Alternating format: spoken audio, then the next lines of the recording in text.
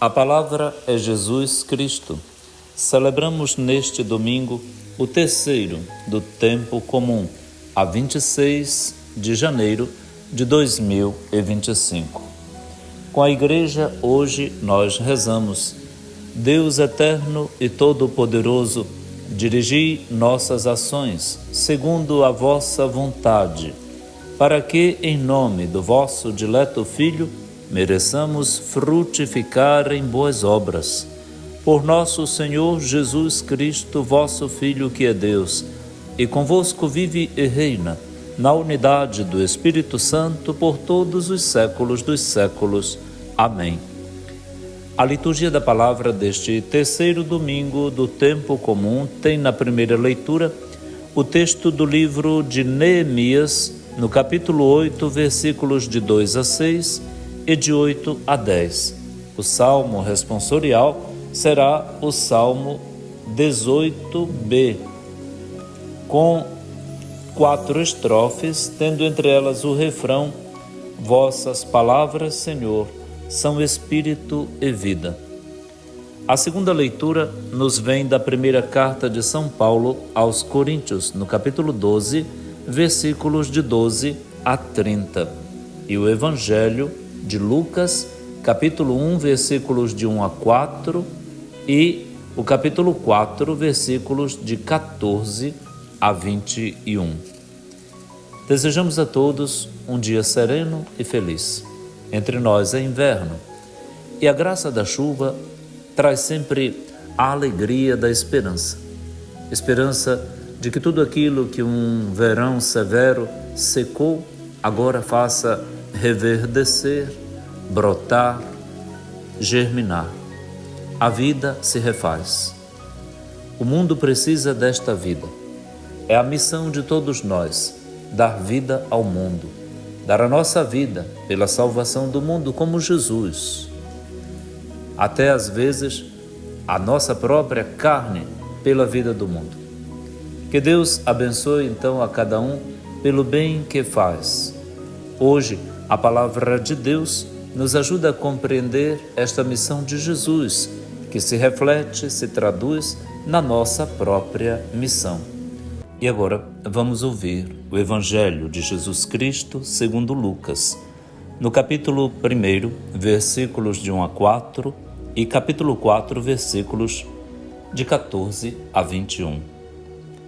Muitas pessoas já tentaram escrever a história dos acontecimentos que se realizaram entre nós, como nos foram transmitidos por aqueles que desde o princípio foram testemunhas oculares e ministros da palavra. Assim sendo, após fazer um estudo cuidadoso de tudo o que aconteceu desde o princípio, também eu decidi escrever de modo ordenado para ti, excelentíssimo Teófilo. Deste modo, poderás verificar a solidez dos ensinamentos que recebeste. Naquele tempo, Jesus voltou para a Galileia, com a força do Espírito, e sua fama espalhou-se por toda a redondeza. Ele ensinava nas suas sinagogas, e todos o elogiavam.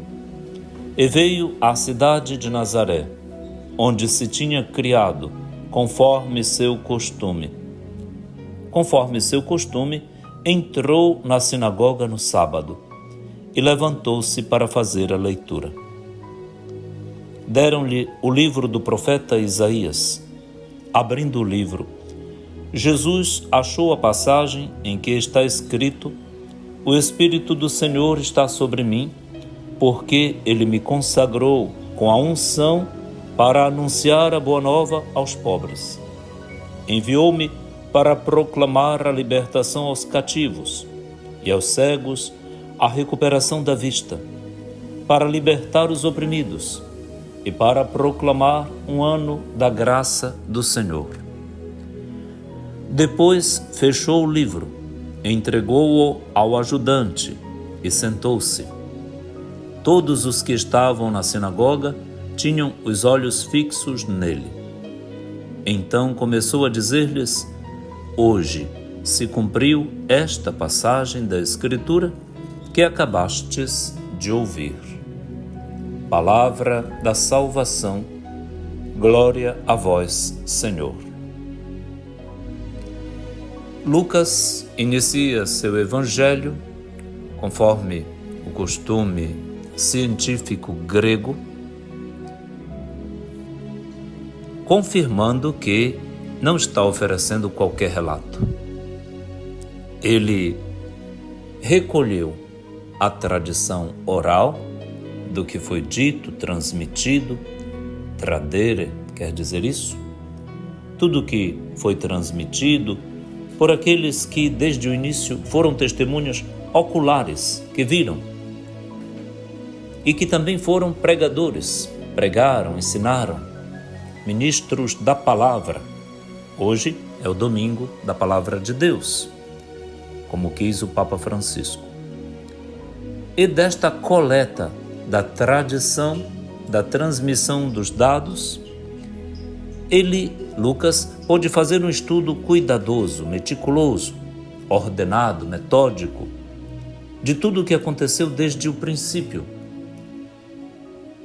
para poder oferecer a Teófilo, que é um amigo de Deus. Theos, philos, quer dizer amigo de Deus, no grego, e, portanto, é excelentíssimo este destinatário do Evangelho de Lucas. Quem é Teófilo? Todos os que ouvem a palavra de Deus são amigos de Deus. Portanto, o excelente Evangelho de Lucas é para um excelente destinatário. Eu, você, toda a comunidade. Depois, Lucas situa Jesus, agora já saltando para o capítulo 4, deixando ali toda a parte da infância de Jesus. Lucas apresenta Jesus no início do seu ministério público, que acontece na sua cidade, Nazaré, onde ele se criou, cresceu, e na sinagoga, na igreja. É um dia de sábado, ele vai lá ao culto, lhe oferecem a Escritura, que na época eram a lei e os profetas, lhe dão um rolo do livro do profeta Isaías. E ele abre no capítulo 61, hoje, do nosso texto atual, em que lê aquilo que nós ouvimos belamente, de modo tão bonito. O Espírito do Senhor está sobre mim, ele me consagrou com a unção, portanto ele me fez seu Messias, seu Cristo. E a minha missão é anunciar a boa nova aos pobres.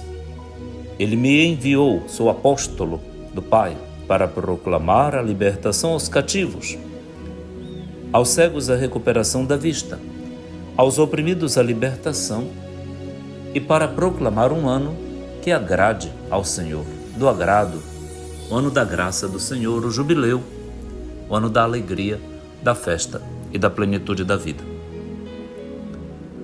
Depois, Jesus fecha o livro, entrega este rolinho ao ajudante e se senta. E diz que hoje se cumpriu esta passagem da Escritura que eles acabaram de ouvir. Só aquilo que Jesus leu, que Jesus não leu, não está debaixo desta sentença.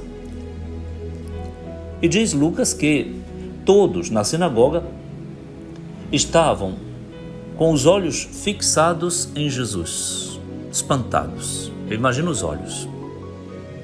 Por que tem que dizer que estas pessoas da sinagoga estavam com os olhos fixos em Jesus? Se nós formos ler o texto que Jesus leu na sinagoga, nós vamos perceber que Jesus parou, cortou bem no meio de um versículo aquilo que o texto continuava dizendo. Até onde Jesus leu, ele cortou o versículo bem no meio, está um propósito do Cristo, do Messias, do enviado, do apóstolo, para dar vida, liberdade, valor graça e cura aos pobres, doentes. Um ano de jubileu, de plenitude para os pobres. O prosseguimento do texto lá no profeta Isaías era diverso disso. O texto diz, de modo triunfalista, que aquilo seria um ano de vingança do nosso Deus. De vingança do nosso Deus. E que os israelitas, voltando para casa do exílio na Babilônia, já estamos na terceira parte do Isaías, portanto, o terceiro Isaías, o trito Isaías, né? Tem um proto, um deutero e um trito. A partir do capítulo 60 já é o trito Isaías. Então, é a volta do povo da Babilônia para Israel. Eles iriam habitar Jerusalém. Seriam chamados de sacerdotes. Os migrantes, os estrangeiros iriam morar nas suas terras para cultivarem seus campos, suas vinhas, para trabalharem nas suas roças. Este modo triunfalista não agradou a Jesus, senão ele teria continuado lendo. Teria continuado, porque a perícope completa não para ali.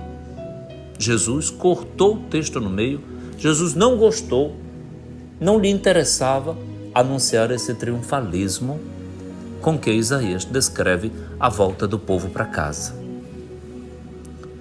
Nos tempos atuais, eu penso que isso é muito oportuno que seja colocado em evidência, porque estamos em tempos de triunfalismos, de totalitarismos, de relativismos, de clericalismos, de excessos, de poder, de abusos de consciência, de poder, de dinheiro, de mídias, de inteligência artificial. Parece que os homens quiseram agora se transformar em deuses, mas não são. Eles morrem, eles têm dias contados para morrerem. Não querem saber dos outros, vão mandar para casa deportados, presos até em igrejas, os migrantes, para destituir a dignidade destas pessoas, o trabalho delas, que deram a vida pelas nações onde moraram. Estes homens vão morrer. Estes homens que se pensam deuses vão morrer. Eles não são Messias, eles não são Cristos. Eles vão morrer de modo indigno. Vão comparecer diante do tribunal de Deus e vão pagar pelo que fizeram pelos pobres, tirando-lhes a dignidade, a alegria, a esperança, deixando a muitos aflitos, botando dentro dos aviões e devolvendo as suas nações sem nada, despachando os pobres sem nada. Injustos, criminosos, assassinos vão morrer, vão se ver com a mão de Deus. Não podem triunfar por muito tempo, porque eles não estão no ano da graça, eles estão entrando na desgraça. Enquanto Jesus está começando e convocando todos nós para anunciarmos um tempo de jubileu e de graça de Deus para os pobres. Sirva-nos então este break que Jesus fez no texto da profecia de Isaías para nos recordar a importância deste dia, deste domingo da palavra de Deus, para não fazer usos indevidos da palavra, para que a gente leia a palavra de Deus com os olhos de Jesus, com os olhos fixos nele, no seu coração misericordioso, amigo, irmão, respeitoso, promotor da beleza da vida, do sorriso, da festa, do alimento, da alegria, não do desespero, não da execração, não do esmagamento das esperanças. Ao contrário, Ele é a nossa esperança, a Ele nós peregrinamos como esperança. Ele é a palavra de Deus, a palavra é Jesus Cristo. E como diz o Papa no tema do dia de hoje, no domingo da palavra de Deus, espero em Tua palavra, espero em Ti, Senhor, confio em Ti, Senhor. Que Deus abençoe o mundo e tire da história, da vida dos pobres, estes novos Nabucodonosor, estes imperadores fajutas, estes crápulas e trapos humanos metidos, eles estão com os dias contados. Triunfe a glória de Deus, a sua compaixão e a fraternidade e a comunhão entre nós. Aprendamos a nos respeitar mutuamente. Ensine logo as crianças a fazerem isso com seus colegas de escola. Não teremos que ver estes paspalhos sem graça nenhuma, antes mergulhados na desgraça em que se meteram por causa do seu orgulho e da sua soberba, que verão a queda que terão por causa dos pés de barro e do telhado de vidro que possuem diante de Deus. É com Deus que vão se ver. Que o Senhor nos dê sua graça e sua bênção e sua palavra habite ricamente em nós. Bom domingo. Pai nosso que estais nos céus, santificado seja o vosso nome. Venha a nós o vosso reino.